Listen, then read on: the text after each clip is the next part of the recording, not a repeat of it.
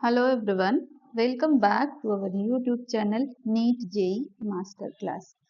बच्चों class 9th की NCERT bio का अपन सेल वाला चैप्टर कर रहे हैं, जिसमें मैंने आपको ऑलरेडी बता दिया था कि एक जो टिपिकल सेल है उसके मेनली 3 कंपोनेंट होंगे।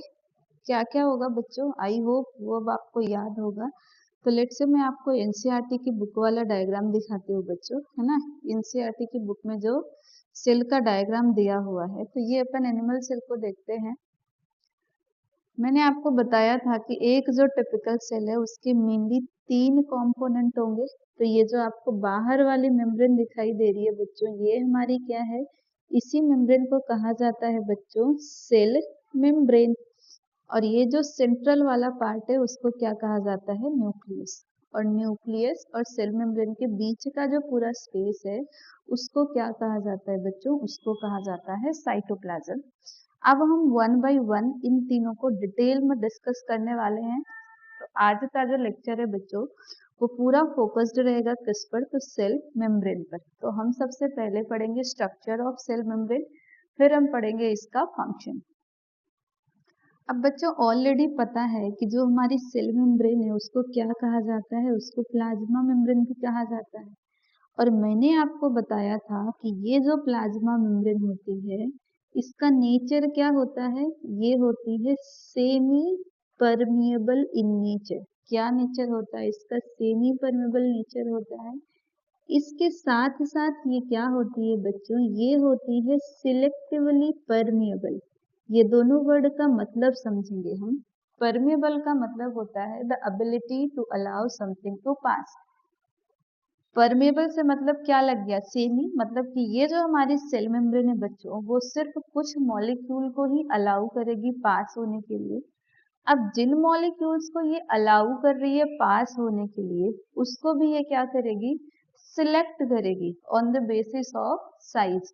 मतलब कि ये जो प्लाज्मा मेम्ब्रेन है सर्टेन साइज के मॉलिक्यूल को ही अंदर या बाहर जाने देगी। तो इसलिए इसका जो नेचर है वो क्या हो जाएगा बच्चों, इसका नेचर हो जाएगा semi permeable and selectively permeable. अब अपन समझते हैं कि इसका ये जो सेमी और सिलेक्टिव नेचर है वो होता क्यों है बच्चों। तो ये जो स्ट्रक्चर है तो हमें ऑलरेडी क्लियर है। ऐसी हमारी सेल होगी, बीच में न्यूक्लियस होगा, ये पूरा साइटोप्लाज्म है। तो अगर सेल के अंदर किसी भी मॉलिक्यूल किसी भी सब्सटेंस को एंटर करना है या सेल से बाहर किसी भी सब्सटेंस को जाना है तो वो किसको पास करना पड़ेगा बच्चों, उस सब्सटेंस को पास करना पड़ेगा प्लाज्मा मेम्ब्रेन को। अब प्लाज्मा मेम्ब्रेन का अगर अपन स्ट्रक्चर, मतलब ये जो लाइन है बच्चों, इसको अगर मैं आपको जूम करके दिखाऊं तो हम देख सकते हैं कि ये केमिकली किससे बनी हुई है, मेनली 3 कंपोनेंट से। पहला जो कंपोनेंट है दैट इज लिपिड, दूसरा जो कंपोनेंट हो जाएगा प्रोटीन, और जो थर्ड कंपोनेंट है बच्चों वो हो जाएगा हमारा कार्बोहाइड्रेट। अब अगर इसको ओवरऑल अपन देखें तो सबसे ज्यादा जो कंपाउंड है वो इसमें क्या प्रेजेंट है बच्चों, तो लिपिड। अब हम देख सकते हैं कि ये जो लिपिड है इसकी 2 लेयर है। तो हमारी जो प्लाज्मा मेम्ब्रेन है वो क्या होती है, that is by lipid layer. और इसमें प्रोटीन हम देखेंगे तो 2 टाइप का है, एक है इंटीग्रल प्रोटीन और दूसरा है पेरीफेरल प्रोटीन। इंटीग्रल प्रोटीन मतलब वो प्रोटीन जो प्लाज्मा मेम्ब्रेन के बीचों बीच प्रेजेंट है वो इंटीग्रल हो जाएगा, और जो सरफेस पर प्रेजेंट है वो क्या हो जाएगा, पेरीफेरल। पेरीफेरल मतलब जो पेरीफेरी में प्रेजेंट है। बच्चों इसमें जो लिपिड प्रेजेंट है, यहाँ पे जो लिपिड का टाइप है वो है हमारा यहाँ पर फॉस्फोलिपिड। अब अगर एक सिंगल मॉलिक्यूल ऑफ फॉस्फोलिपिड में आपको बताऊं तो इसका स्ट्रक्चर जो है कुछ इस तरह से होता है। इसको कहा जाता है फॉस्फोलिपिड का हेड ग्रुप, और ये हो जाता है बच्चों फॉस्फोलिपिड का टेल ग्रुप। अब ये जो हेड ग्रुप है ये कैसा होता है बच्चों, ये होता है हमारा वाटर सॉल्युबल, इसलिए इसको कहा जाता है हाइड्रोफिलिक। और जो टेल ग्रुप है वो क्या होता है, फैटी एसिड चेन है that is insoluble in water. तो ये हो जाएगा बच्चों हमारा हाइड्रोफोबिक इन नेचर। तो अब अगर अपन देखें तो ये जो फॉस्फोलिपिड है मेम्ब्रेन में किस तरह से अरेंज है, ऐसे, और दूसरे वाले ऐसे। तो लिपिड के कितने, एक लेयर, दो लेयर। तो ये जो प्लाज्मा मेम्ब्रेन है ये बनी हुई है किससे, लिपिड के बाई लेयर से। अब स्ट्रक्चर को देख के हमें आइडिया आ रहा होगा कि जो प्रोटीन्स है वो क्या है, they are embedded inside the plasma membrane, या तो we can say lipid bilayer. इसके सरफेस पर ये जो स्ट्रक्चर आपको दिखाई दे रहे हैं बच्चों, तो ये क्या है, अपन मान सकते हैं कि ये हमारे क्या है, कार्बोहाइड्रेट है। ये क्या है बच्चों, ये हमारे क्या है, ये सब कार्बोहाइड्रेट है। कार्बोहाइड्रेट का क्या फंक्शन होता है, तो कार्बोहाइड्रेट मेनली सिग्नलिंग मॉलिक्यूल की तरह काम करते हैं। सिग्नलिंग मॉलिक्यूल क्या है मैम, तो मान लीजिए किसी भी मॉलिक्यूल को सेल के अंदर एंटर करना है, तो ये किसके थ्रू बाइंड करेगा, कार्बोहाइड्रेट से। मतलब कि कार्बोहाइड्रेट के दो फंक्शन है। पहला फंक्शन ये सेल टू सेल रिकॉग्निशन में हेल्प करता है, और इसका दूसरा फंक्शन हो जाता है कि कुछ मॉलिक्यूल्स होते हैं जिनके लिए ये एज ए रिसेप्टर का काम करता है। ये बात क्लियर हुई बच्चों। अब ये जो भी प्लाज्मा मेम्ब्रेन का नेचर है वो किसकी वजह से है, इसके कंपोनेंट की वजह से। अब अगर अपन देखें तो लिपिड का ये जो सेंट्रल रीजन है ये कैसा है, ये हाइड्रोफोबिक है, मतलब इनसॉल्युबल इन वाटर है। अब अगर ये इनसॉल्युबल इन वाटर है, इसका मतलब क्या हुआ कि कोई भी वाटर सॉल्युबल इस मेम्ब्रेन को क्रॉस नहीं कर सकता है। क्यों, क्योंकि इसका जो कोर रीजन है वो लिपिड से बना हुआ है। तो अब हम ये समझेंगे कि जो हमारी सेल है, मोस्ट ऑफ उसको जो मॉलिक्यूल्स चाहिए वो कैसे होते हैं, वाटर सॉल्युबल होते हैं। पर वाटर सॉल्युबल मॉलिक्यूल तो प्लाज्मा मेम्ब्रेन के थ्रू जा ही नहीं सकते हैं। तो अब ये किस तरह से सेल के अंदर जाएंगे और बाहर जाएंगे। चलिए एनसीईआरटी से पढ़ते हैं बच्चों हम। तो अब तक अपन ने ये सारी इंट्रोडक्शन वाली चीजें क्या किया बच्चों, इंट्रोडक्शन वाली चीजें हमने पढ़ लिया है।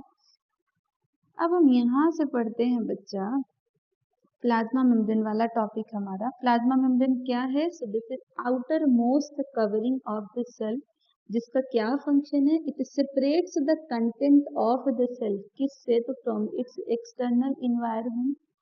प्लाज्मा मेम्ब्रेन का क्या फंक्शन है, तो इट अलाउज और permit the entry and exit of some material, मतलब कौन से मटेरियल अंदर आएंगे कौन से बाहर जाएंगे। इसके अलावा ये क्या करती है, it prevents movement of some other material. इसलिए सेल मेम्ब्रेन को क्या कहा जाता है, सिलेक्टिवली परमेबल मेम्ब्रेन। यहाँ पे आपका question, why cell membrane is known as selectively permeable membrane, give reason, तो आपको ये पूरा एक्सप्लेन कर देना है।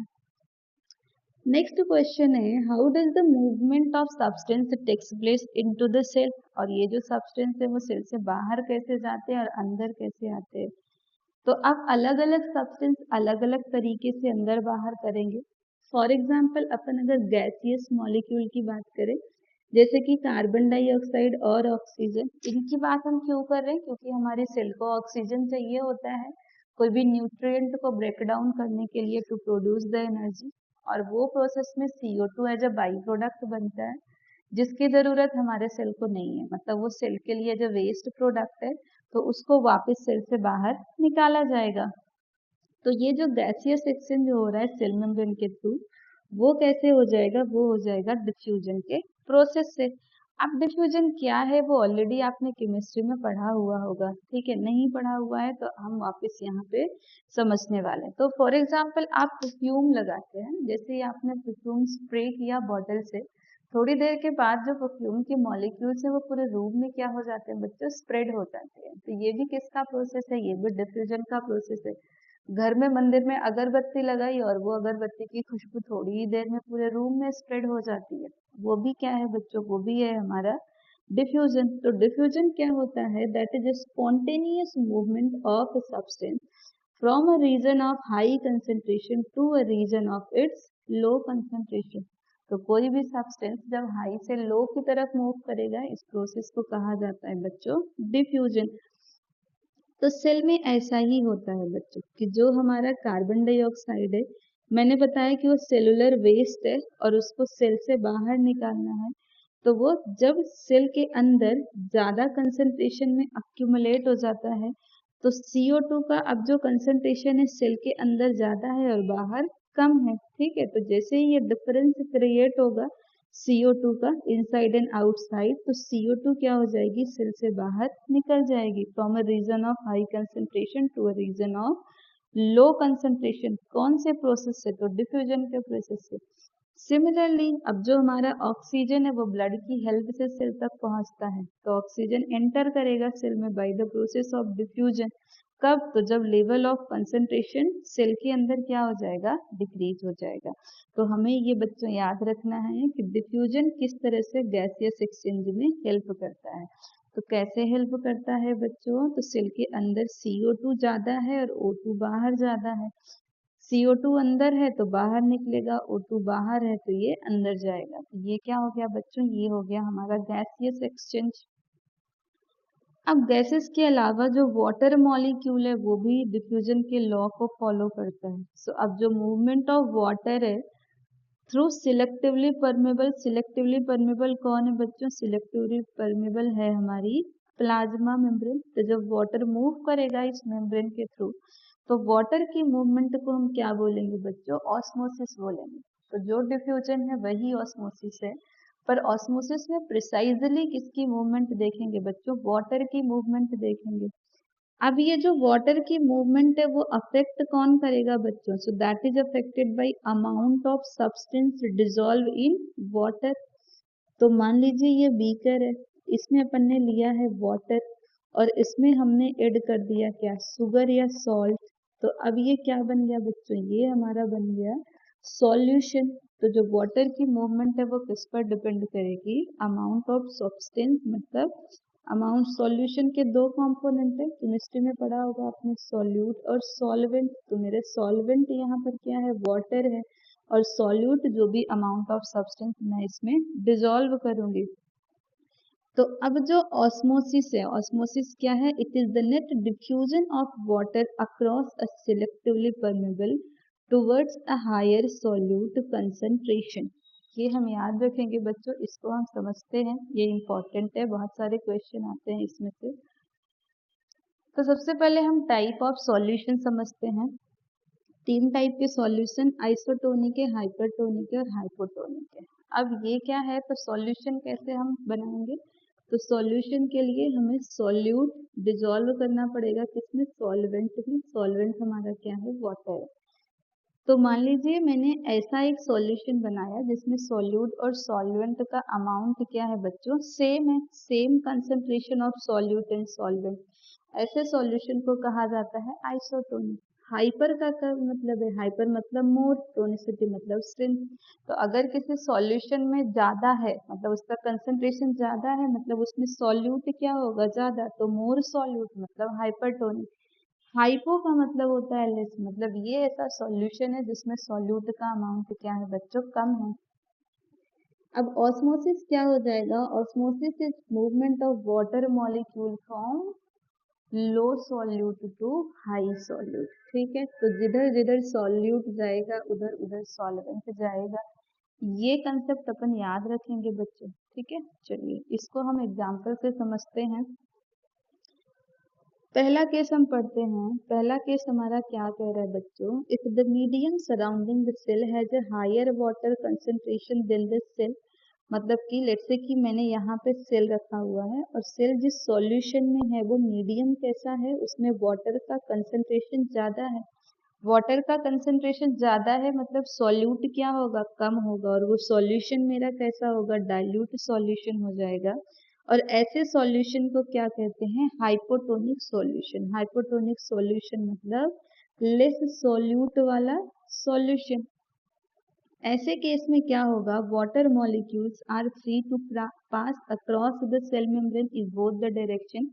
पर सेल के अंदर क्या है बच्चों, सॉल्यूट ज्यादा है, तो इसकी वजह से जो सॉल्वेंट है वो सेल के अंदर क्या जाएगा, एंटर कर जाएगा, और इसकी वजह से सेल हमारी क्या हो जाएगी बच्चों, स्वेल हो जाएगी। लेट से अपन ने सेल को ऐसे सॉल्यूशन में रखा हुआ है जिसमें जो वाटर का कंसंट्रेशन है वो एग्जैक्टली सेम है, मतलब जो नंबर ऑफ सॉल्यूट है वाटर में सेल में वो बराबर है। ऐसे सॉल्यूशन को कहा जाता है आइसोटोनिक सॉल्यूशन। अगर कंसंट्रेशन सेम ही है तो मूवमेंट जितना अंदर जाएगा उतना ही बाहर जाएगा, तो यहाँ पे कोई भी ओवरऑल इफेक्ट नहीं होगा, मतलब सेल पे कोई इफेक्ट नहीं होगा। मान लीजिए हमारी सेल का जो सराउंडिंग मीडियम है वहां पे वाटर का कंसंट्रेशन क्या है, लो है, मतलब सॉल्यूट का कंसंट्रेशन क्या होगा, ज्यादा होगा, तो ये मेरा सॉल्यूशन क्या हो जाएगा, कंसंट्रेटेड सॉल्यूशन हो जाएगा। और जब कभी भी हम सेल को कंसंट्रेटेड सॉल्यूशन में रखते हैं तो सेल के अंदर का पानी क्या हो जाएगा, बाहर मूव कर जाएगा। और ऐसे सॉल्यूशन को हम क्या कहते हैं, हाइपरटोनिक सॉल्यूशन। अब अगर सेल के अंदर का पानी बाहर चला गया तो सेल क्या हो जाएगी बच्चों, सेल हो जाएगी हमारी श्रिंक। तो हम क्या कह सकते हैं कि ऑस्मोसिस क्या है, it is a special case of diffusion through a selectively permeable membrane. ठीक है, अब थोड़ी एक्टिविटीज दी हुई है, उसको आपको क्या करना है, प्रैक्टिस करना है ध्यान से। जैसे अगर आपने ये एग्जाम्पल शायद देखा होगा कि अगर आपके पेरेंट्स ऐसे किशमिश को अपन पानी में भिगो के रखे तो सुबह में किशमिश रेजिन्स क्या हो जाती है बच्चों, स्वेल हो जाती है। क्यों? क्योंकि रेजिन्स के अंदर क्या होता है, सॉल्यूट ज्यादा होता है। जैसे हम उसको पानी में भिगो के रखेंगे तो पानी क्या है, सॉल्वेंट। किशमिश के अंदर सॉल्यूट क्या है, ज्यादा, तो वाटर क्या हो जाएगा, इनसाइड मूव हो जाएगा। तो अब हम इसको समझते हैं with the help of diagram. Solution clear हो गया, तीन टाइप का, आइसोटोनिक, हाइपरटोनिक और हाइपोटोनिक। हाइपरटोनिक जिधर सॉल्यूट ज्यादा है, हाइपोटोनिक जिसमें सॉल्यूट कम है। तो अब हम इसको समझते हैं फिर से कि लेट्स से यहाँ पे अपन ने रेड ब्लड सेल लिया, उसको रख दिया है हाइपोटोनिक सॉल्यूशन में। हाइपोटोनिक मतलब सॉल्यूट बाहर क्या है, कम है, सेल के अंदर ज्यादा है, तो वाटर मूव करेगा from low solute to high solute. अब अगर सेल के अंदर पानी मूव कर रहा है तो सेल क्या हो जाएगी, स्वेल हो जाएगी। आइसोटोनिक मतलब सेम कंसेंट्रेशन, तो जितने मॉलिक्यूल अंदर आएंगे उतने ही मॉलिक्यूल बाहर जाएंगे, तो जो नेट मूवमेंट है वो इक्वल होगी और सेल पे कोई इफेक्ट नहीं होगा।